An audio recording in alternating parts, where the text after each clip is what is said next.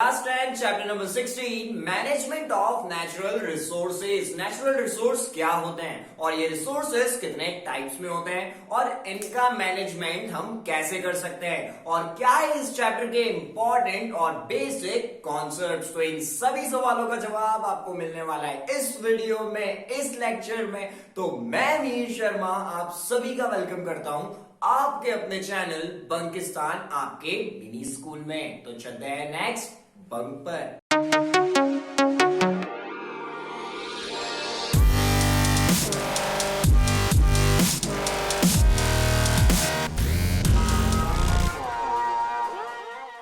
Chapter में जितने भी टॉपिक्स हम डिस्कस करने वाले हैं वो आपको भी स्क्रीन पर दिख रहे होंगे। जी हाँ, यही वो टॉपिक्स है जिनको हम पढ़ेंगे और इसमें एनसीईआरटी का हर एक टॉपिक आ गया है जिसको हम अभी डिस्कस करने वाले हैं। तो चलिए चैप्टर को शुरू करते हैं। तो चैप्टर के नाम से हमें ये चीज तो समझ में आती है, यहाँ बात होने वाली है नेचुरल रिसोर्सेज से रिलेटेड। तो नेचुरल रिसोर्सेज क्या होते हैं पहले उन्हें समझ लेते हैं, ठीक है, क्योंकि क्या करना है इस चैप्टर में उन्हीं को मैनेज करना है। तो मैनेज करने से पहले समझना तो पड़ेगा ना नेचुरल रिसोर्सेज क्या होते हैं। तो नेचुरल रिसोर्सेज लिविंग और नॉन लिविंग कंपोनेंट्स है नेचर के। क्या है?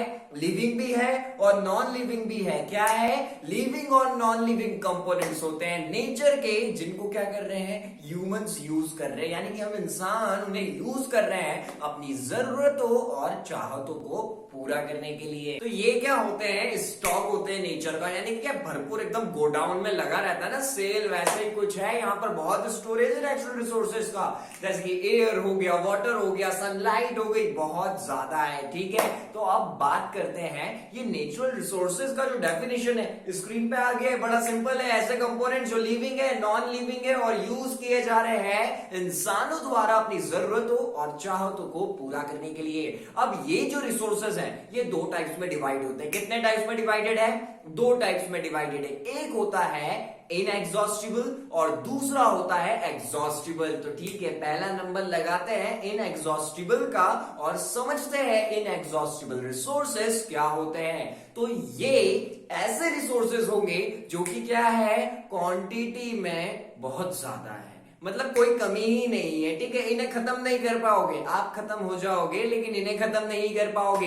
ये रिसोर्सेस क्वांटिटी में बहुत बहुत ज्यादा होते हैं और ये अभी खत्म नहीं होने वाले हैं। तो आप बोलेंगे सर ऐसे कौन से नेचुरल रिसोर्सेस है जो खत्म नहीं होने वाले हैं? वो है एयर है, ठीक है, और वाटर है और है सोलर रेडिएशन और भी इसके बहुत सारे एग्जांपल्स हैं, लेकिन जो मेन एग्जांपल्स हम ले रहे हैं एयर, वाटर और सोलर रेडिएशंस, ये सब आते हैं इनएग्जॉस्टिबल रिसोर्सेज में। और ये क्या है क्वांटिटी में बहुत ज्यादा है। ये खत्म होंगे बाय चांस, अगर कुछ बहुत बड़ा कुछ हुआ तो हो सकते हैं, लेकिन अभी कोई चांस नहीं ये खत्म होने वाले हैं। हम सब खत्म हो जाएंगे बट ये नहीं जाएंगे। तो ये किस में आते हैं? इनएग्जॉस्टिबल में, क्वांटिटी में बहुत ज्यादा है और सोचना भी नहीं कि ये खत्म होंगे, ऐसा नहीं हो सकता। देखिए आप अकेले गए बाहर, अब आपने सांस लेना चालू किया, ऑक्सीजन बहुत ज्यादा है, सर बोलते क्वांटिटी में बहुत ज्यादा है, इसको खत्म करके दिखाता हूं। कितनी सांस लोगे? बहुत सारी है। ठीक है, तो इन एग्जॉस्टिबल रिसोर्सेज को रिन्यूएबल रिसोर्सेज भी बोलते हैं। तो हमें क्या समझ में आ गया है? इनका डेफिनेशन समझ लिया है और इनको एग्जाम्पल जो थे वो भी हमें समझ में आए और इन्हें बोला जाता है रिन्यूएबल रिसोर्सेज। क्यों बोला जाता है? ये वापस आ सकते हैं, ठीक है, खत्म नहीं होंगे, चलता ही रहेगा, चलता ही रहेगा, चलता ही रहेगा लंबा। ठीक है, और दूसरा है एग्जॉस्टिबल रिसोर्सेज। ये एग्जॉस्ट हो रहे हैं, ये रिसोर्सेज क्या है ज्यादा चलने नहीं वाले। अब इसके एग्जाम्पल क्या हो जाते हैं? जो फॉरेस्ट हो गया, वाइल्ड लाइफ हो गई और एक चीज हो गई जो कि हम बहुत सुनने में आता है हमें, कोल और पेट्रोलियम। यानी कि जो पूरा की पूरा कोल और पेट्रोलियम है और जो वाइल्ड लाइफ है वो किस में आ रहा है? एग्जॉस्टिबल रिसोर्स में। एक बार कंज्यूम किया, क्या बोल रहा हूं मैं, एक बार कंज्यूम किया तो फिर क्या होगा? इसका लेवल पहले के मुकाबले थोड़ा कम हो जाता है। ठीक है, तो ये क्या है बहुत जल्दी खत्म भी हो सकते हैं। ये काय में आएंगे? एग्जॉस्टिबल में आएंगे, यानी कि इनकी क्वांटिटी लगातार कम होती जाती है। ठीक है, इसीलिए हम इनको क्या बोलेंगे? नॉन रिन्यूएबल नेचुरल रिसोर्सेज बोलेंगे।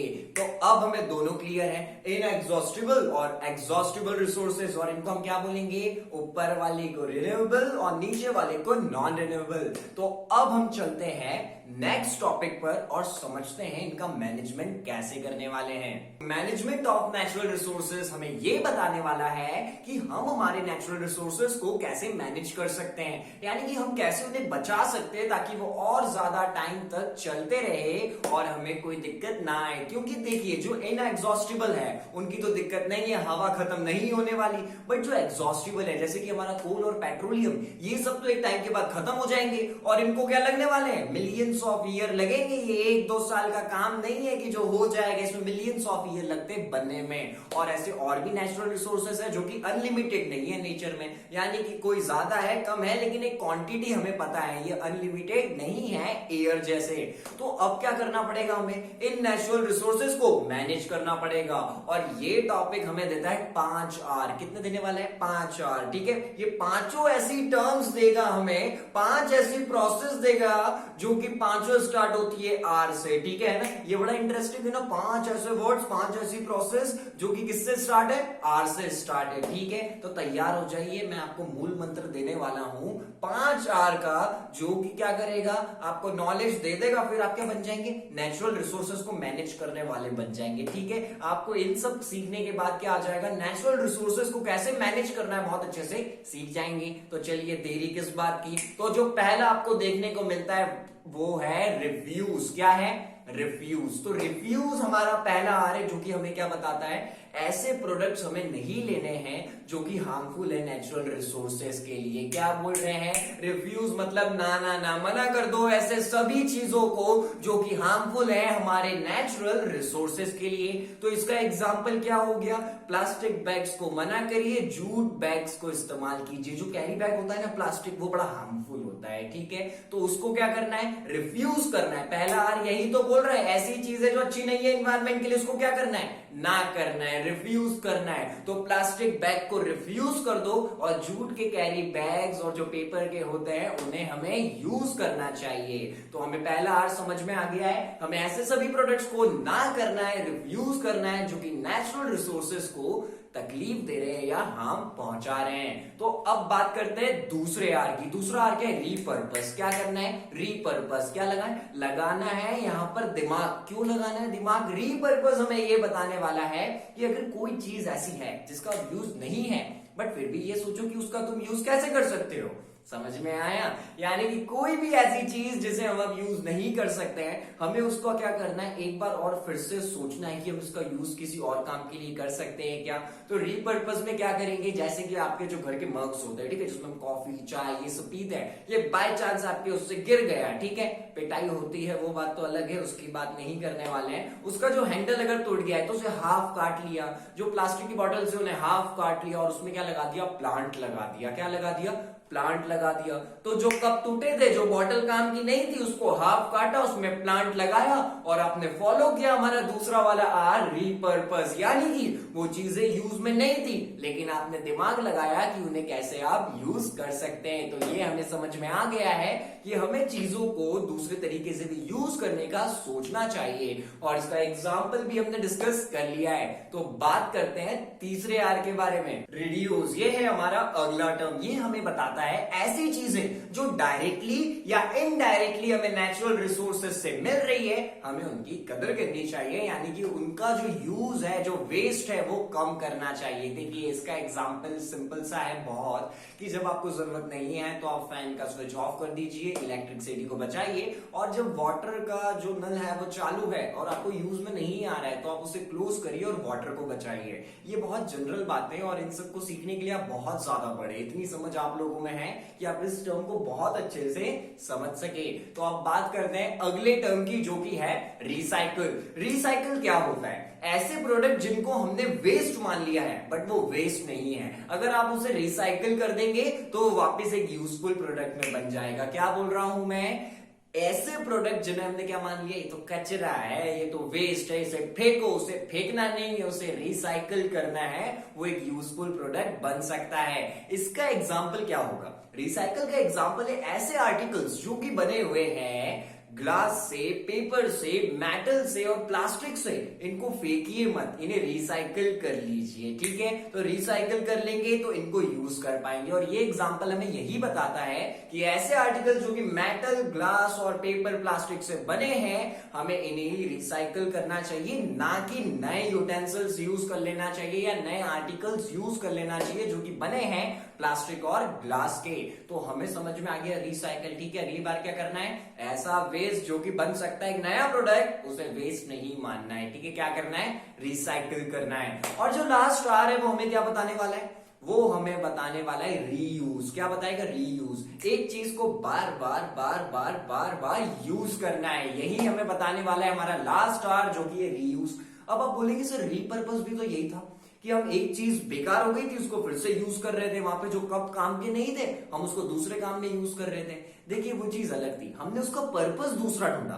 पहले हम उस कप से चाय पी रहे थे, लेकिन अब उस कप में हमने क्या कर दिया, एक छोटा सा प्लांट लगा दिया, तो हमारा पर्पस चेंज हो गया है। पहले वो किसी और काम के लिए था और अब किसी और काम के लिए। तो रीपर्पस और रीयूज अलग अलग चीजें है, क्योंकि रीयूज में जो हमारा लास्ट टर्म है यहां पर क्या होने वाला है, उसी चीज को बार बार यूज करते जाना है, ठीक है। जैसे कि क्या है, पेपर नैपकिन का यूज मत कीजिए। पेपर नैपकिन एक बार पोंछा, काम खत्म हो जाता है, फिर दूसरा निकालेंगे, उसकी जगह क्लॉथ वाले का यूज कीजिए, तो वो चलता ही जाएगा, चलता ही जाएगा। जब खराब हो जाएगा तो फिर धुल जाएगा और उसके बाद क्या, फिर से वो चलता ही जाएगा और चलता ही जाएगा। तो हमें समझ में आ गया ये वाला भी। तो हमें क्या करना है, चीजों को अगेन अगेन यूज करना है। तो पांचों आर हमने समझ लिए हैं जो कि मैनेज करने में मदद करते हैं हमारे नेचुरल रिसोर्सेस को। तो अब इनमें हमें कोई दिक्कत नहीं है, बहुत ज्यादा सिंपल थे। तो चलिए फटाक से जंप करते हैं नेक्स्ट टॉपिक की तरफ। तो अब जो नेक्स्ट टॉपिक है ये बहुत ज्यादा इंपॉर्टेंट है, क्योंकि ये बहुत बार एग्जाम्स में पूछा जाता है और इसी से रिलेटेड क्वेश्चन आपको देखने को मिलेंगे जब आप इसके इंपॉर्टेंट क्वेश्चंस करेंगे इस चैप्टर के।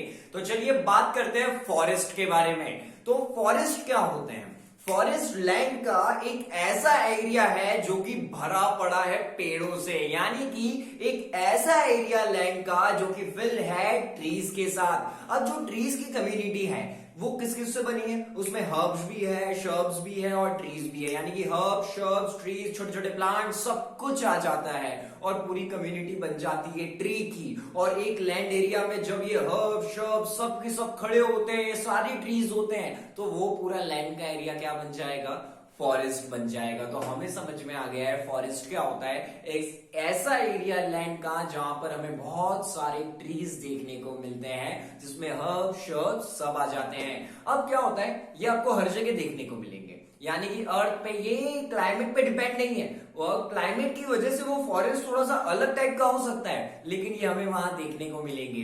चाहे डेजर्ट ही क्यों ना हो, यानी कि सूखा ही क्यों ना हो, या तो वेट एरियाज क्यों नहीं हो जहां पर बहुत ज्यादा पानी हो, या माउंटेन्स ही क्यों ना हो, वहां पर हमें माउंटेन फॉरेस्ट देखने को मिलते हैं और वहां की स्पीशीज और पेड़ भी अलग होते हैं। तो क्या समझ में आ रहा है, भले से एरिया कुछ भी हो, ये हमें अर्थ के हर पर्टिकुलर प्लेस पे देखने को मिल जाएंगे। क्यों, क्योंकि क्या हो रहा है, यहां पर जो हमें चीज देखने को मिल रही है ये हमें वेट एरियाज में भी दिख चुके हैं, ड्राई एरियाज में भी दिखेंगे, और जो हायर प्लेन पे रीजन है वहां भी है, जो लोअर प्लेन पे रीजन है वहां पर भी है, और यहां तक कि जहां पर बहुत ठंडा है यानी कि स्नो है वहां पर भी देखने को मिलते हैं। तो अब हम बात करने वाले हैं, फॉरेस्ट को तो हमने समझ लिया और वो कौन सी कम्युनिटी से बना है ये भी समझ लिया है, लेकिन हम ये समझने वाले हैं कि अब फॉरेस्ट को कंजर्व क्यों करना है। क्योंकि ये तो हमें पता है कि इस चैप्टर में हमने अगर इसका नाम लिया है तो हमें यहां पर अब बात करनी होगी कि हम फॉरेस्ट को कंजर्व कैसे करें, ठीक है।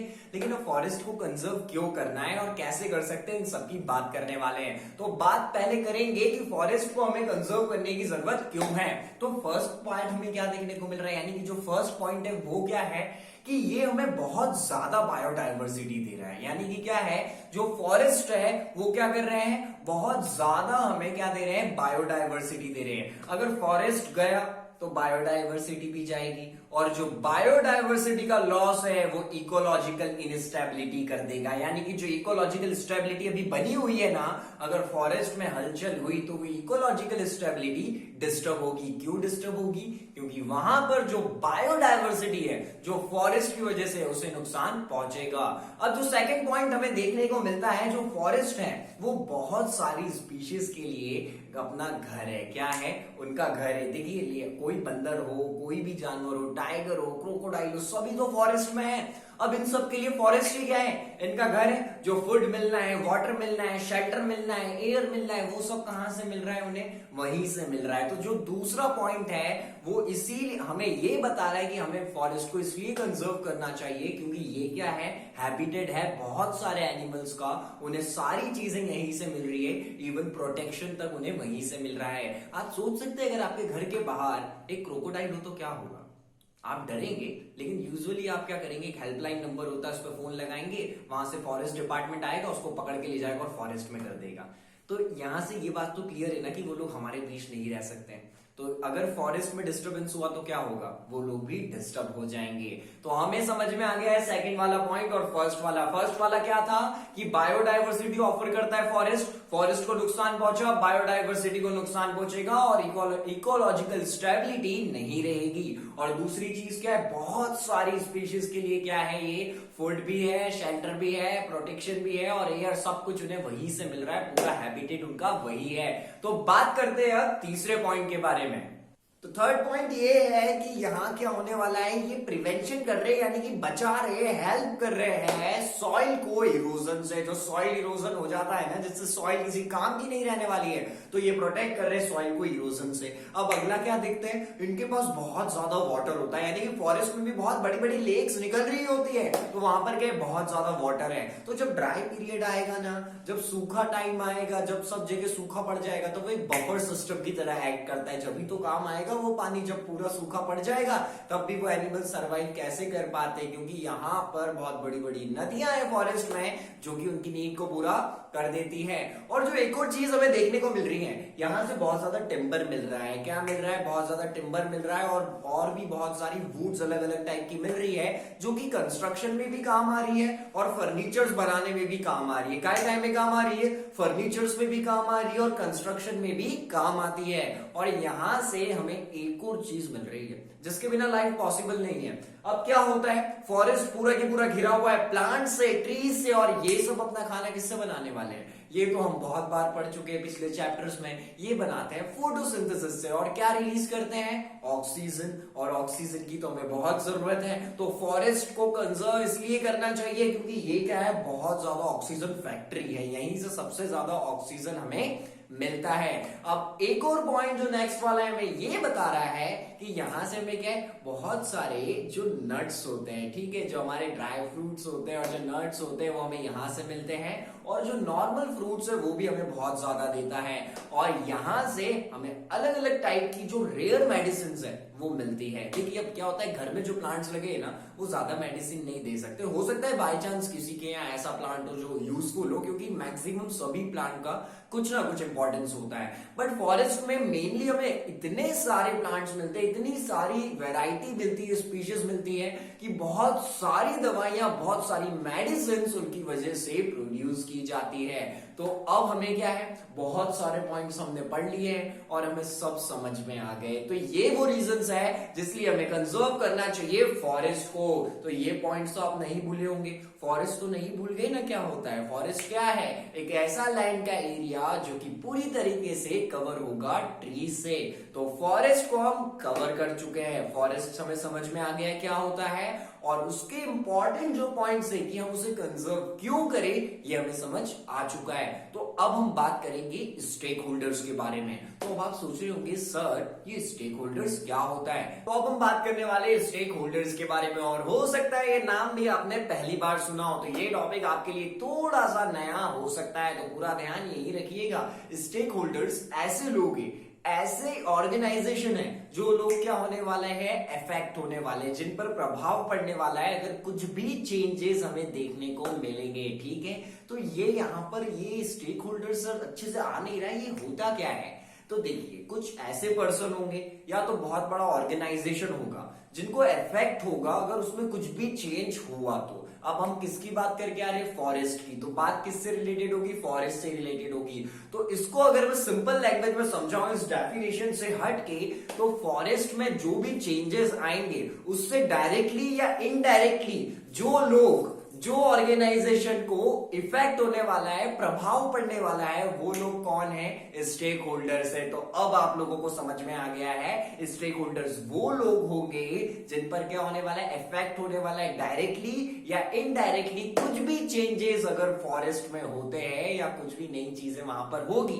अब स्टेक होल्डर्स क्या होते हैं? अलग अलग हो सकते हैं, क्योंकि मैंने क्या बोला, ये पर्सन भी हो सकते हैं, पीपल्स भी हो सकते हैं और ऑर्गेनाइजेशन भी हो सकते हैं। तो ये अलग अलग होते हैं और इनको अलग अलग इफेक्ट भी होने वाला है, यानी कि इन पर प्रभाव अलग अलग पड़ेगा। किसी का कुछ जाएगा, किसी को कुछ दिक्कत और आएगी, तो किसी को कुछ फायदा हो जाएगा। तो पढ़ते हैं अलग अलग स्टेक होल्डर्स के बारे में। और जो पहले है फॉरेस्ट के स्टेक होल्डर्स में, वो है द लोकल पीपल। और लोकल पीपल में क्या है? अब ये जो लोग है ना, ये डिपेंडेंट होते हैं फॉरेस्ट पे। लोकल पीपल्स में उन लोगों को ले रहे, या तो वो जंगल के अंदर रहते हैं, यानी कि या तो वो फॉरेस्ट के अंदर है या तो फॉरेस्ट के आसपास रह रहे हैं। अब ये टोटली क्या होता है, ये आसपास रह रहे हैं या तो फॉरेस्ट के अंदर रह रहे हैं, तो ये डिपेंड हो जाते हैं फॉरेस्ट पे। यानी कि क्या है, जो इनका फूड है थोड़ा बहुत, वो भी उसके लिए किस पे डिपेंड है?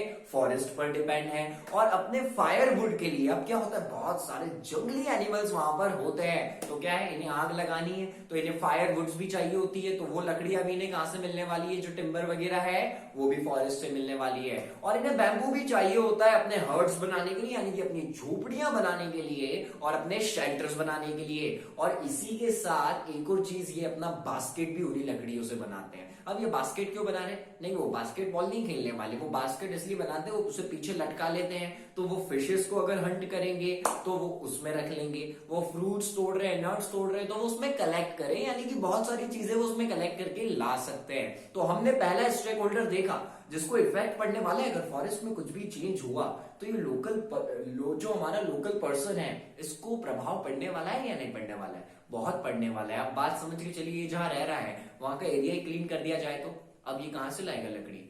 और वहां की स्पीशीज भी नहीं होगी, तो यानी कि जो मछलियां ये लोग कर रहे थे, मतलब जिन्हें हंट करके फ्राई करके खा रहे थे, वो भी नहीं होगी, क्योंकि लाइफ को इफेक्ट पड़ेगा। तो स्टेक होल्डर्स में पहला जो लोकल पीपल था वो हमें समझ में आ चुका है। ये लोग वुड्स के लिए और फूड्स के लिए डिपेंडेंट होते हैं फॉरेस्ट पे, और यहां तक कि अपने शेल्टर्स को भी बैम्बू से ही बनाते हैं। तो बात करते हैं अब अगले स्टेक होल्डर की, जिनको इफेक्ट पड़ेगा अगर फॉरेस्ट में कुछ भी चेंज हमें देखने को मिला तो। द फॉरेस्ट डिपार्टमेंट, ये हमारे दूसरे स्टेक होल्डर जी। तो हम बात करेंगे फॉरेस्ट डिपार्टमेंट के बारे में, जो कि हमारे दूसरे स्टेक होल्डर है। ये क्या है? बिगेस्ट लैंडलॉर्ड है, लीगल तरीके से जो सही मालिक है फॉरेस्ट के, वो फॉरेस्ट डिपार्टमेंट वाले ही होते हैं। बट इन्हें क्या है, लोगों की नीड्स है, जो लोकल पीपल की नीड्स है और उनकी वांट्स है, उससे मतलब नहीं है। यानी कि जो उनकी जरूरत है ना, कि वो उस पर डिपेंडेड है फॉरेस्ट पे। जो हम लोकल पीपल को देख के आए, वो बहुत अच्छे तरीके से डिपेंडेड थे फॉरेस्ट पे, उनका काम अटक सकता है, लेकिन फॉरेस्ट डिपार्टमेंट को उससे कोई मतलब नहीं होता है। उन्हें वो स्पीशीज जो कि वहां पर रह रही है उससे भी मतलब नहीं होता है। तो हमें क्या समझ में आ रहा है, इनको कदर नहीं है किस चीज की? एक तो पहली चीज है ह्यूमन नीड्स की, जो लोकल पीपल की नीड्स है, और जो लोकल नॉलेज है वो लोग का इनसे कोई रिलेशन नहीं है, और ये बिगेस्ट लैंडलॉर्ड होते हैं। अब ये क्या करते हैं, एक बार की बात सुननी है, जो आपको एग्जांपल यहाँ पे देके रखा है। इन लोगों ने सब कुछ क्लियर करके पाइन लगा दिया, ठीक है, जो पाइन का पेड़ होता है वो लगा दिया सब जगह। तो सब जगह वो लगाने के लिए आप कभी कभी देखेंगे, जो फॉरेस्ट का बाहर का एरिया, एक जैसे पेड़ लगे होते हैं बहुत दूर तक, तो वो खुद से नहीं होता है, वो करा जाता है फॉरेस्ट डिपार्टमेंट के द्वारा।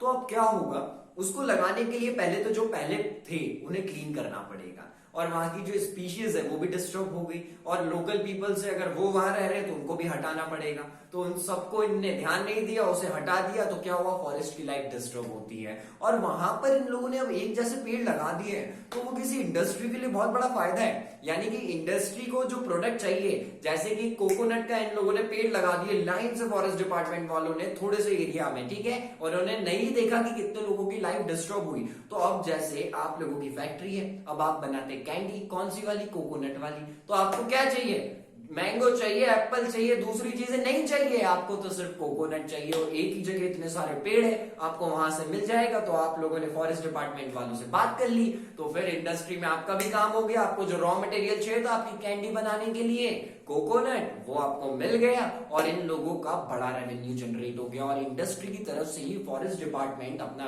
बहुत अच्छा खासा रेवेन्यू जनरेट करता है। ठीक है, वैसे ये तो नहीं सोच रहे ना कि सर ये कोकोनट की कैंडी की फैक्ट्री वाला आइडिया अच्छा था, हम ट्राई कर सकते हैं। वैसे करना चाहो तो कर लेना आगे चल के, लेकिन अभी तो बात यह है कि हमने फॉरेस्ट डिपार्टमेंट जो कि स्टेक होल्डर्स में दूसरे नंबर पर है, इसे समझ लिया है। इंडस्ट्रीज तीसरी स्टेक होल्डर्स होती है हमारे लिए। ये क्या है, रॉ मटेरियल्स के लिए। ठीक है, जैसे कोकोनट की कैंडी वाला एग्जांपल था, तो वैसे और भी बहुत सारी चीजों की कैंडीज बनती होगी, और भी जो कॉटन हो गया और भी चीजें हो गई, ये हमें मिल कहां से रही है, ये प्लांट से ही मिल रही है। तो जो इंडस्ट्रीज होती है वो मेनली फॉरेस्ट पे भी डिपेंड होती है अपने रॉ मटेरियल्स के लिए, और ये अपने एक ही जगह पर इन्हें सब मिल जाए ये यही विश रखते हैं, क्योंकि उसके रेट्स बहुत कम हो जाते हैं और फॉरेस्ट डिपार्टमेंट से आसानी में वो चीजें मिल जाती है। तो इंडस्ट्रीज होती है हमारी तीसरी स्टेक होल्डर्स। इनके बारे में ज्यादा बात नहीं करेंगे, ठीक है, नहीं तो इनके गुण भी आप में आ जाएंगे। ऐसा नहीं है, ये ज्यादा इंपॉर्टेंट नहीं है, इसका डेफिनेशन बस आपको रिमेंबर रखना है। तो अब बात करते हैं अगले स्टेक होल्डर्स की, जो कि लास्ट है। ठीक है,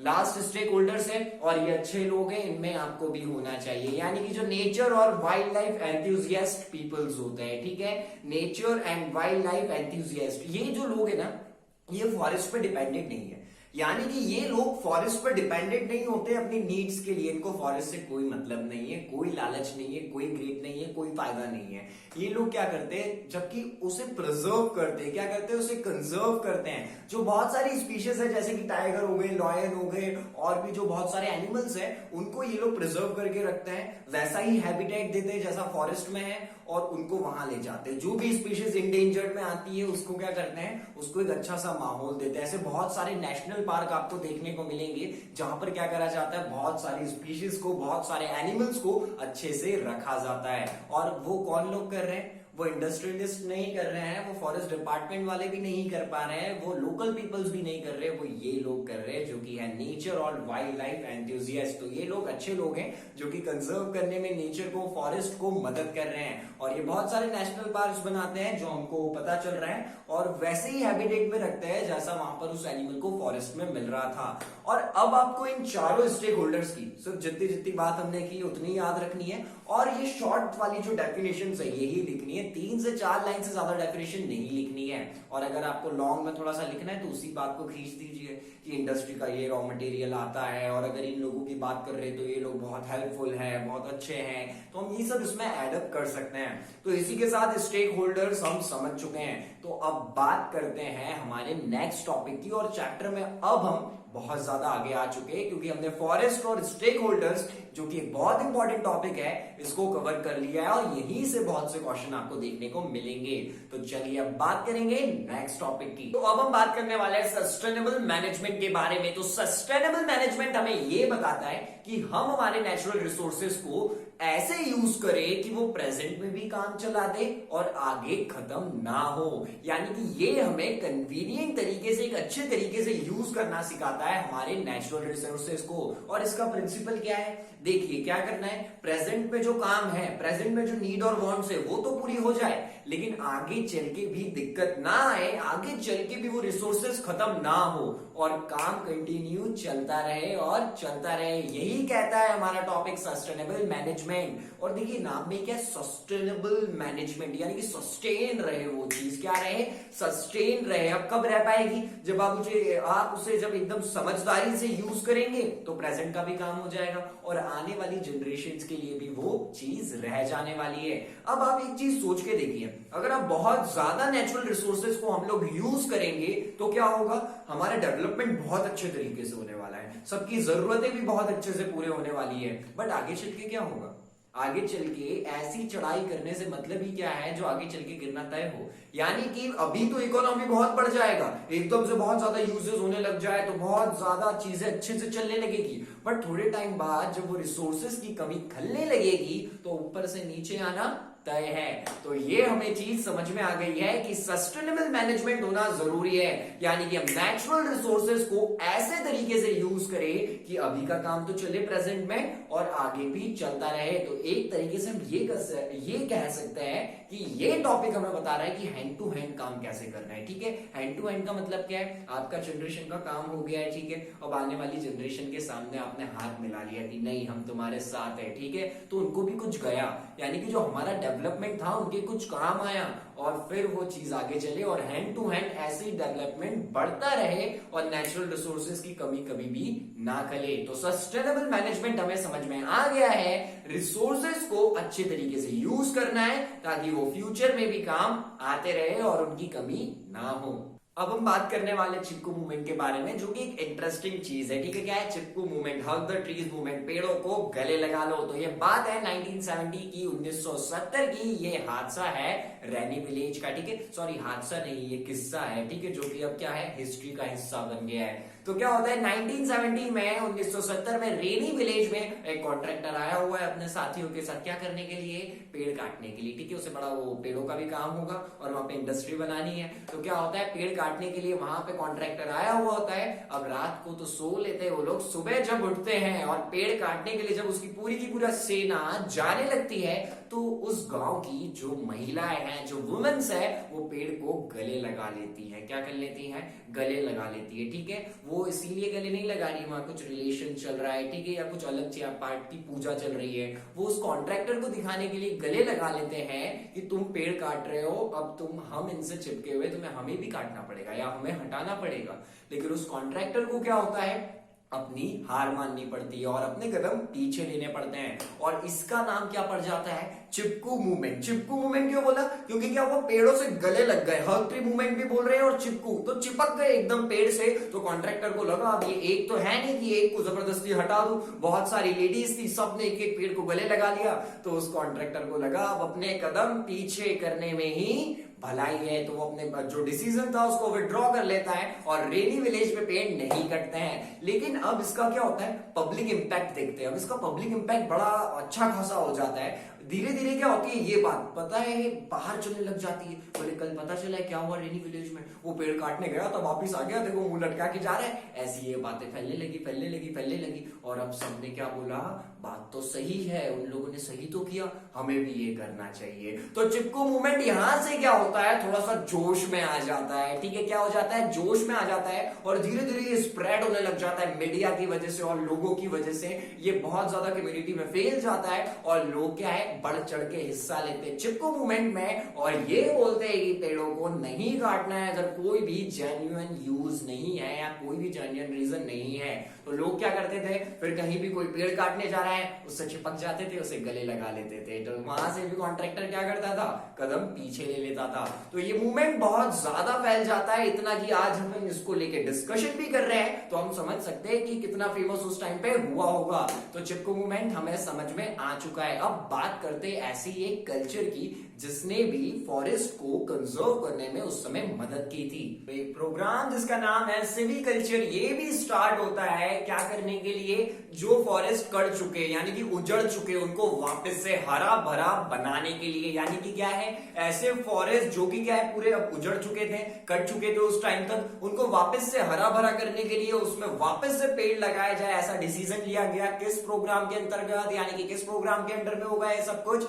ये होता है सिल्विकल्चर के अंडर में। तो हमें समझ में आ गया ये प्रोग्राम क्या था, ये जो फॉरेस्ट डिग्रेड हो चुके बहुत बुरी तरीके से, उनको फिर से क्या करना था, ग्रो करना था बहुत अच्छे से, ताकि ये क्या कर सके, लोगों की नीड्स को और जो वेरियस एक्टिविटीज है उनको पूरा अच्छे से कर सके। अब एक और एग्जांपल लेते हैं। अब ये एग्जांपल है 1972 का। किसका है, 1972 का। सेल फॉरेस्ट की बात कर रहे हैं, वेस्ट बंगाल साइड की। तो क्या होगा, जो सेल फॉरेस्ट है 1972 में बहुत अलार्मिंगली इस पे कटिंग चल रही थी। क्या हो रहा था, बहुत धड़ाधड़ इस पे पेड़ काटे जा रहे थे। अब क्या होता है, विलेजर सपोर्ट में आ जाते हैं। तो विलेजर सपोर्ट में आते हैं तो अब क्या होता है, जो फॉरेस्ट ऑफिसर्स है और विलेजर्स है इनकी लड़ाई हो जाती है। फॉरेस्ट ऑफिसर्स बोलते हैं हमने काम लिया है, हम तो काटेंगे, लेकिन विलेजर्स बोलते हैं हम नहीं काटने देंगे, इस पे हम डिपेंडेड है, यहां से हमें बहुत सारी चीजें मिलती है, तुम ये काट दोगे हमारा क्या होगा, ठीक है। तो अब पब्लिक का ओपिनियन भी मायने रखता है। तो इस पे क्या होता है, जो फॉरेस्ट डिपार्टमेंट का उस समय हेड था उस जगह का, उसने सेल्फ फॉरेस्ट को लेते हुए एक डिसीजन लिया।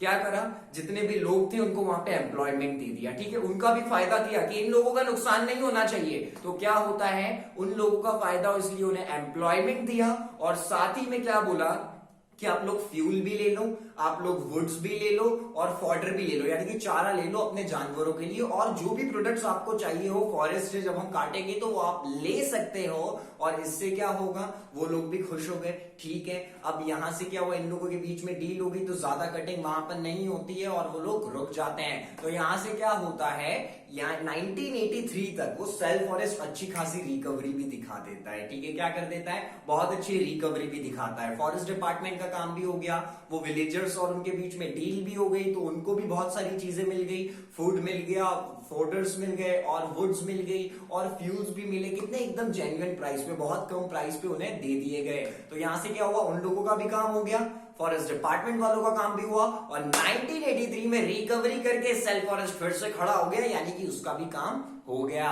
तो यहां से हमें ये चीज समझ में आ गई। अभी हमने क्या क्या देखा है, सस्टेनेबल मैनेजमेंट क्या था, ऐसे तरीके से नेचुरल रिसोर्सेज को यूज करना है, प्रेजेंट में भी काम चले, आगे भी चलते रहे। और चिपकू मूवमेंट क्या था, पेड़ को गड़े लगा लो, एकदम चिपक जाना है ताकि उसे कोई काट ना पाए, जो भी बहुत ज्यादा वायरल हो गया आज की लैंग्वेज में बात बोला जाए तो।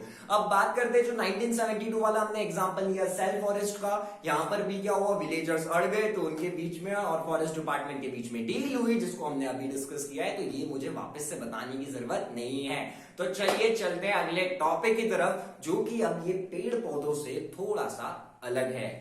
तो अब बात करने वाले वाइल्ड लाइफ और उसके कंजर्वेशन के बारे में। अब होता क्या है, फॉरेस्ट को उजाड़ दिया जाता है, ठीक है। अब आप बोल रहे हो कि सर फॉरेस्ट की बात नहीं करने वाले थे, फिर से फॉरेस्ट पे आ गए, बट इस टॉपिक में थोड़ा सा रिलेटेड ये फॉरेस्ट से ही है। तो फॉरेस्ट क्या है, जब फॉरेस्ट को उजाड़ दिया जाएगा तो क्या होगा, सारी चीजें तो हो रही है लेकिन एक और चीज इफेक्ट हो रही है वहां से, और वो है वाइल्ड लाइफ, यानी कि जो एनिमल्स है अलग अलग टाइप के, वो भी इफेक्ट होते हैं जब फॉरेस्ट खत्म होते हैं। तो वो वाइल्ड लाइफ क्या हो रही है, असर कर रही है, वाइल्ड लाइफ पे बहुत बुरा असर पड़ता है, बहुत बुरा प्रभाव पड़ता है। और एक और चीज क्या हो रही है, हंटिंग बहुत ज्यादा चल रही है, ठीक है। जो हंटिंग करने लगे ना एनिमल्स की लोग, वो क्यों होती है, देखिए जो एलिफेंट होते हैं उसके जो तित रहते हैं वो काम में आते हैं, और जो लायंस रहते हैं, चीताज रहते हैं, उनकी जो खालें रहती है यानी कि जो उनकी स्किन है वो काम में आ रही है। और भी बहुत सारी चीजें हैं, किसी का पॉइजन तो किसी का स्किन, किसी का ये वाला पोर्शन, सबका अलग अलग एक इंपॉर्टेंट रोल होता है, ठीक है। अब ये सब बनाने के लिए क्यों हो रहा है, मतलब क्या बनाने के लिए ये सब चीजें हो रही है,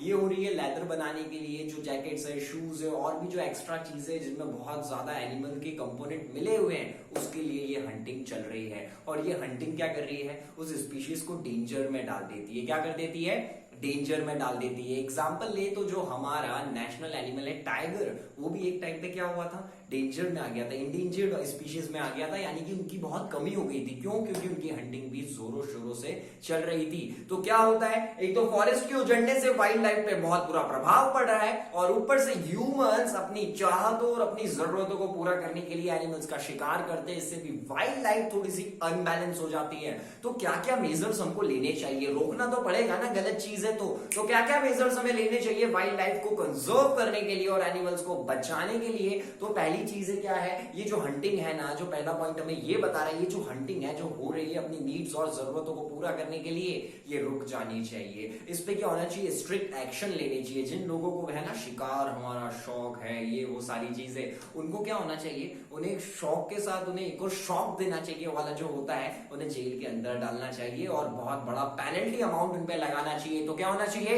हंटिंग बैन होनी चाहिए बहुत सारे एनिमल्स की, जो कि अभी इलीगल तरीके से हो रही है। दूसरी चीज क्या है, जो फॉरेस्ट डिपार्टमेंट है ना, तो उनमें जो कुछ ऐसे बंदे हैं जो मॉनिटरिंग कर रहे हैं, जो सर्वे कर रहे हैं कि कौन सा एनिमल कितना है, उनकी तादाद थोड़ी सी बढ़ानी चाहिए। देखिए क्या होगा, जो एक है, ठीक है, आप मान लेते हैं आपकी ड्यूटी लग गई, ठीक है, खुश हो गए आप, है ना, आपकी ड्यूटी लग चुकी है। आपका काम क्या है, उस स्पीशीज को देखना, उसका हैबिटेट देखना कि उसको कोई दिक्कत तो नहीं हो रही है, तो आप चेक कर रहे हैं। लेकिन आप अकेले और वाइल्ड लाइफ बहुत ज्यादा है तो आप नहीं कर पाएंगे। लेकिन क्या होगा अगर जितने पर्सन्स अभी काम कर रहे हैं इनमें सर्वे में और देखने में, तो क्या होगा अगर ये 100 से 1000 कर दिए जाए, बहुत ज्यादा नंबर हो जाता है। तो क्या होगा, हर स्पीशीज पे एक अलग इंडिविजुअल नजर रख सकता है, एक अलग इंडिविजुअल का 5-5 लोग नजर रख सकते हैं। तो क्या करना चाहिए, जो लोग मॉनिटरिंग कर रहे हैं उनको बढ़ाना चाहिए। और तीसरी चीज क्या है, तीसरी चीज ये है उन्हें कंजर्व करने के बारे में नए नए आइडियाज हमें सोचना चाहिए। क्या करना चाहिए? नए नए आइडियाज हमें सोचना चाहिए उनको कंजर्व करने के, और जो स्पीशीज इंडेंजर्ड में है उनको हमें बचाना चाहिए। क्या करना चाहिए? बचाना चाहिए। और जो नेशनल पार्क और नेशनल सेंचुरीज होती है उनकी तादाद भी हमें क्या करनी पड़ेगी? बढ़ानी पड़ेगी। और हम जानते हैं, हम स्टेक होल्डर्स में पढ़ के आए थे कि एक ऐसे एंथुसियस्ट लोग होते हैं जो कि क्या करते हैं, उन्हें फॉरेस्ट से कुछ नहीं चाहिए, वो प्रिजर्व करते हैं एनिमल्स को और कहां डालते हैं? नेशनल सेंचुरी में। वहां पर उन्हें वैसा ही माहौल मिलता है जैसा जंगल में होता है। देखिए अब वो कैसा भी हो, बट वाइल्ड लाइफ वहां पर सेफ होती है सेंचुरीज में और नेशनल पार्क में। इसीलिए नेशनल पार्क और सेंचुरीज की तादाद और गिनती बढ़ जानी चाहिए ताकि एनिमल्स वहां पर सेफ रह सके और कभी भी वो लोग विलुप्त ना हो जाए। ऐसा ना हो कि आज जो एनिमल्स आप आराम से देख पा रहे हैं, आपके बच्चों को आप बताएं कि ये हमारे टाइम पे होता था, म्यूजियम में सिर्फ उसका स्ट्रक्चर बन जाए और बुक में उसका सिर्फ एक फोटो रह जाए। तो अगर उसे लाइव देखना चाहते हो तो हमें क्या क्या एक्शंस लेने पड़ेंगे? ये सब एक्शंस लेने पड़ेंगे। और घबराने वाली बात नहीं है, ये सब एक्शंस लिए जाते हैं और धीरे धीरे ग्रो भी कर रहे हैं। तो बहुत सारे सेंचुरी पार्क्स और नेशनल पार्क्स हमको आजकल देखने को मिल जाते हैं। और जो इंडेंजर्ड स्पीशीज में आता था टाइगर, वो भी आजकल गिनती उसकी बढ़ती जा रही है। तो हमने अभी सीख लिया है वाइल्ड लाइफ को कैसे खतरा है और क्या क्या मेजर लेने चाहिए उन्हें कंजर्व करने के लिए। तो यहां पर ये टॉपिक हमें क्लियर हो गया है। यानी कि चैप्टर का जो 60 to 65% पोर्शन था हम ओवर कर चुके हैं और एकदम बेसिक चीजें थी, बड़ा आसान था। लेकिन अब जो रिमेनिंग पार्ट है वो हम डिस्कस करेंगे सेकंड वीडियो में। एक छोटा सा ब्रेक तो होना चाहिए ना आप लोगों के लिए कि इतना जो है इसको अच्छे से समझ लें, उसके बाद हम जाएंगे। और जो सेकंड लेक्चर होगा उसमें हम डिस्कस करेंगे जो भी रिमेनिंग पार्ट है इस चैप्टर का। तो बात करेंगे अब नेक्स्ट वीडियो में, नेक्स्ट लेक्चर में जितना भी पोर्शन बचा हुआ है इस चैप्टर का और करेंगे इस चैप्टर को क्लोज। तो इसी के साथ मैं नील शर्मा आप सभी से विदा लेता हूं। पसंद आए लाइक करें, शेयर करें और सब्सक्राइब करें और आज